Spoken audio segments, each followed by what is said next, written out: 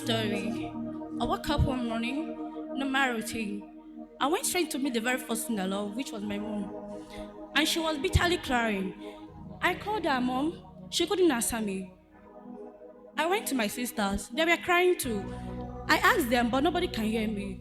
I tagged them many times. Nobody can hear me. And I went closer to see what they were crying. They were crying over my dead body.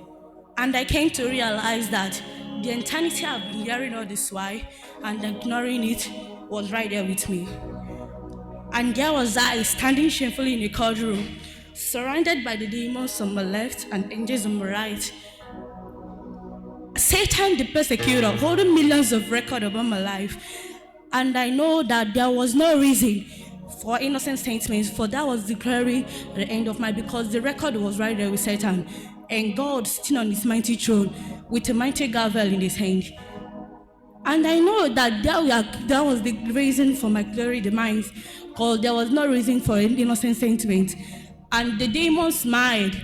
But wait, here came in the light shining so bright that the demon smiling suddenly jumped in fright.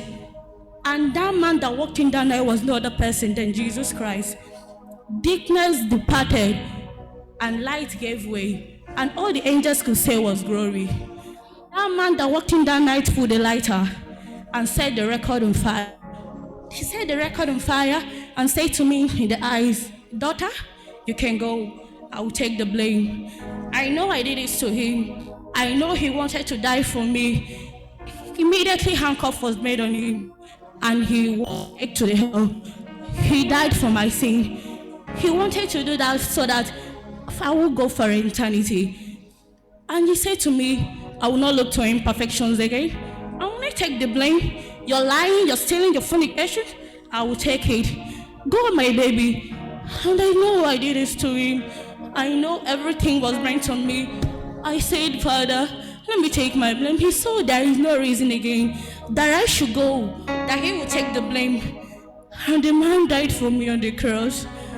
I said to him, "Hadazo, is there any other reason that I will take this kind of love?" Because I know that this kind of love, the husband can give it to wife, and boyfriend can give it to girlfriend. Neither could besties give it to their friends. He said to me that I should go. He will take the blame. And I hold forth the word he said on the cross, that it is finished. And I say, "Hadazo, Hadazo, Hadazo, I present mine to you, sacred in my life." I know that nobody else can do this thing for me. It is only that God's love that can only do this thing for me. Because I know that even my mother that I love so much cannot pay the debt. My grandmother that I love so much cannot take the debt. And I know my siblings that doesn't play with me, they cannot take those debts. They cannot give back to that debt that I take for me to go for eternity. Even my father cannot do it for me. Even my pastor cannot do it for me. Even the Adazo, Jesus Christ came and said to me, "Baby, go that I will take the blame." But I hold forth on the word that said, "It is finished."